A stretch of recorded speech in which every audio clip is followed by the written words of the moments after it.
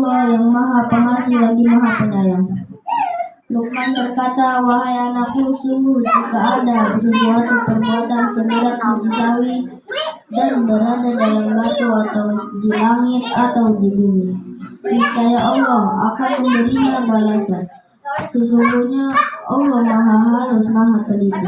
Wahai anakku, laksanakanlah sholat dan suruhlah manusia berbuat yang makruh dan cegahlah mereka dari Silahkan. Waduh.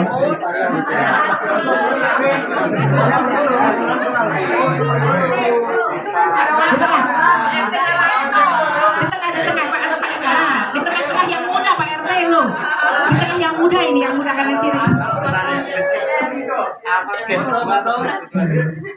Oke, terima kasih banyak ibu-ibu. Semoga berkah, kita selalu rukun semua, sehat semua, dan mungkin untuk